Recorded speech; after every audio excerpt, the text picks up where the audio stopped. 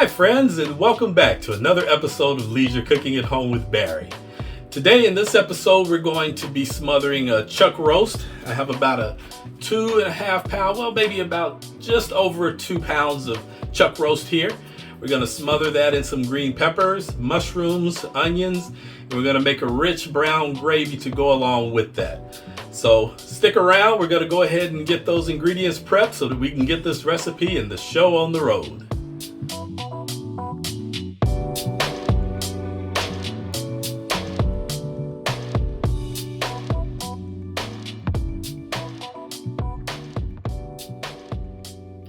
Alright, here are the ingredients we'll be using. I'll start out with a medium-sized onion that I'll slice up. I'll also be using about an 8-ounce package of mushrooms. I'll be slicing those as well. And also, I'll be using a medium-sized green bell pepper. You can use any color bell pepper you want. Slice those into strips or larger pieces, depending on your taste. And I'll also be using bacon. You don't have to use bacon. You can also use vegetable oil if you don't want to use pork. And of course, the chuck roast or any other type of protein, whether it's chicken, pork chop, whatever type of protein you'd like to use. And as always, I hope you all will subscribe to the channel. And don't only subscribe to the channel, but I also hope that you'll also like the channel. Give us a thumbs up. Let us know that you like the content that we're sending out there to the world. The thumbs up lets me know to keep on doing the videos and that you like what we're doing. Also, leave a comment or a question. I always try to get back to those comments and questions as quickly as possible. So please leave some words for me. And please share the videos with your family and friends so that they can view and possibly subscribe as well. Well, as you can see, I'm using an electric skillet. You can see the heat control to the right. I'm going to start by frying my bacon. You can see that I'll put the strips in equally. I'm going to do 5, so I'm going to create just a little space so I can drop that 5th strip into the pan.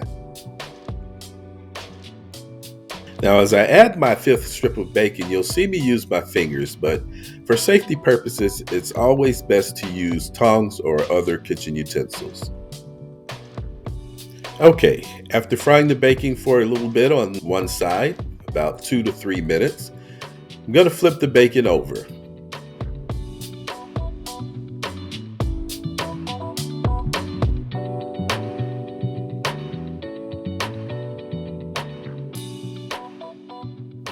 Now, once you've thoroughly fried the bacon on the opposite side, you now want to remove the bacon from the pan.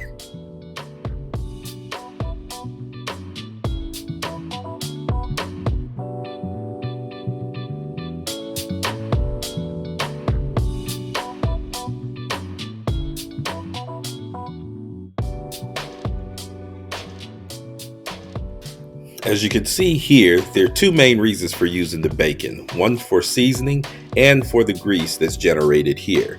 If you don't like cooking with pork, you can also use vegetable oil in about the same amount of 2 to 3 tablespoons. To prepare my chuck roast, I used my very own B's Signature Seasonings and Barbecue Rubs. It's an original dry rub that I created using various wood-smoked sea salts as a base. Some of the woods used are apple wood, cherry wood, and of course hickory wood, which is what I'm using for the chuck roast today. If you'd like to order your bottle of my original seasonings, check out the description below. I'll have a link there for my online store. Now, as you can see here, I'm using a generous coating of my signature dry rubs.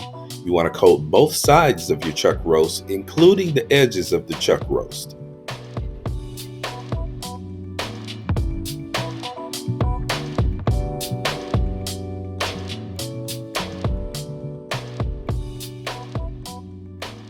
Now here's a B's signature prepping tip. To coat the sides of your chuck roast or any other type of meat that you may be using, just pour a line of seasonings across the surface of your prepping station and take your meat and roll it through the seasonings. This way you use all of the seasonings and there's far less waste.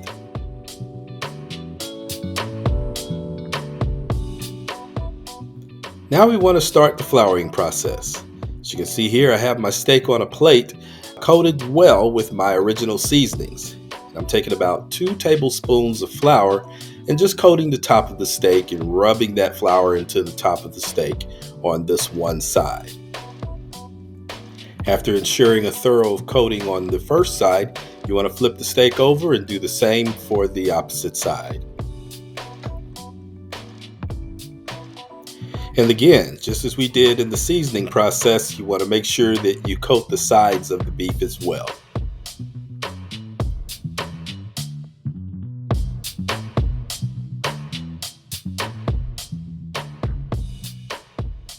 Now you want to fry the steak in the same residual grease that you cooked the bacon in, or if you didn't use bacon, it would be the vegetable oil that you use. You want to fry it on one side until that flour coating is golden brown, then flip it over and fry the other side. Keep in mind that we are only frying the steak halfway through because we'll complete the cooking process later during our recipe.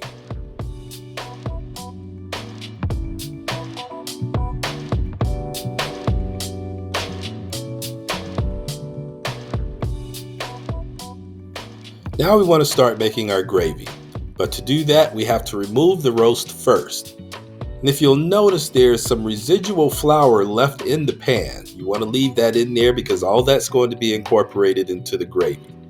There's still a little oil in there. You're going to need that as well as we start to tenderize our vegetables. All the caramelized flour mixed with those seasonings are going to add great flavor to our gravy. So now we want to start adding our vegetables. I'll start by adding the onions and the bell peppers. I'm going to save the mushrooms for later because they cook a lot quicker, so we'll add those later in the recipe. Now that the onions and bell pepper are in the pan, you just want to give those a really good stir in the caramelized flour and the oil that's in the pan and make sure that they're all coated. And you want to cook those down until the onions begin to become more translucent. Now that the vegetables have cooked down, we want to start adding the residual flour that we used earlier to coat the roast. This is going to be the basis of our gravy. If for some reason you don't have that residual flour, that's okay.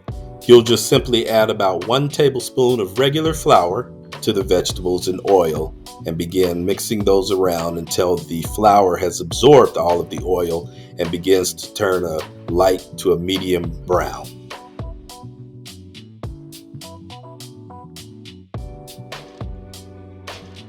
Now we want to start adding our liquids to our gravy. I'm using water, but another B signature tip is that you can also use beef broth or chicken broth or even vegetable broth instead of water to add even more flavor to your gravy. But what you want to do after you add your liquids is to start stirring all the vegetables around to release the flour that's adhered to the vegetables. This will start to thicken after a little while. Now, if you used bacon in the beginning, here's where you want to reintroduce that bacon that you fried earlier back to your gravy. If you didn't use bacon in the beginning and you used vegetable oil, that's perfectly fine. Just let your gravy simmer about 5 to 10 minutes and you'll be right on track with the rest of the recipe. Once you've reintroduced your bacon or you've allowed your gravy to simmer, now you want to add the roast back to the gravy. And if there's any residual flavor in the plate that you had your roast on, please add that as well because again, that's going to be more flavor for your gravy. And here's another signature tip. If you're okay using and cooking with sausage, now's a great time to add sausage to your stew. You can cut those up in 1-inch lengths or you can use coin-sized medallions. They'll add a really good flavor to your stew as well. If you don't do sausage, that's perfectly fine. Now you want to bring your stew to a rolling boil. This is the point I was referring to earlier in terms of the beef now completing the cooking process. So you're going to have your stew and your beef boil for about 15 to 20 minutes on both sides.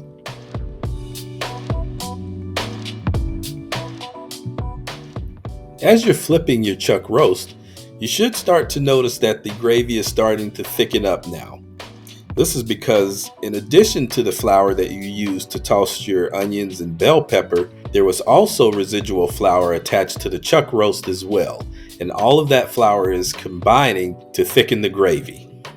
Also during this process, you want to take time to taste your gravy to make sure it's at the flavor you want it to be.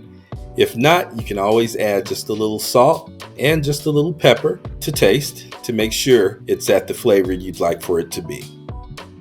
And of course, if you do add any additional seasonings, you'll want to make sure that you give everything a quick stir to ensure all those seasonings and flavors are incorporated in the gravy.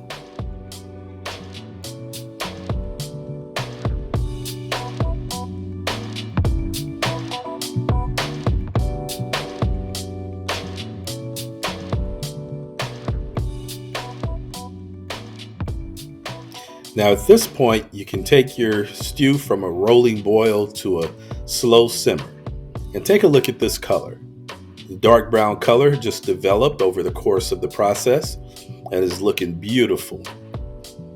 This is about the time you want to add your mushrooms. As you start to simmer, the mushrooms will cook perfectly well during that process.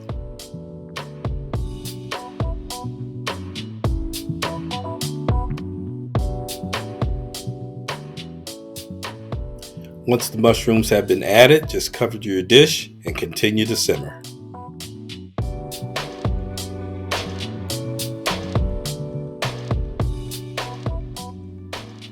At this point, your roast is about ready. Another 15 to 20 minutes or until your roast is tender should be all you'll need to complete your dish.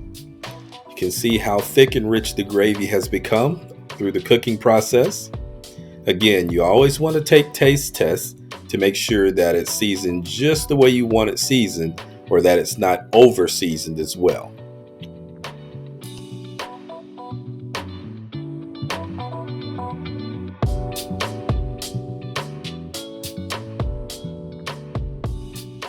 Now we're ready to start plating up our dish. If you've taken a look at any of our other videos, you notice that I've used rice with those as well, but you can also use mashed potatoes or any other type of starch. You can also see how everything that we've cooked has really come together. And as we take a closer look, you can see the bell pepper, you can see the mushrooms, the onions, and even the bacon that we used earlier. And of course, the beef chuck roast, which is the star of this particular video today. Take a look at how rich that gravy is and how everything just comes together with the rice itself.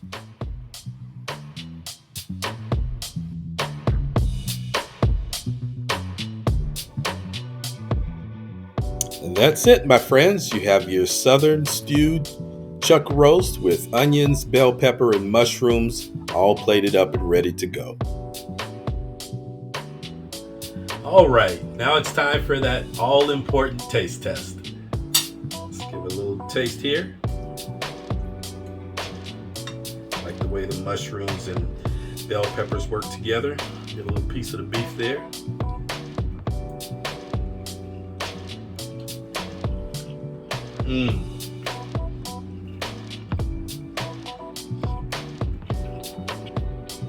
Perfect. Beef is tender. All the vegetables, the onions, the bell pepper, the mushrooms mixed together. And I always like to mix mine with rice. Perfect dish. Thanks for joining me. I'm going to finish up a little more here.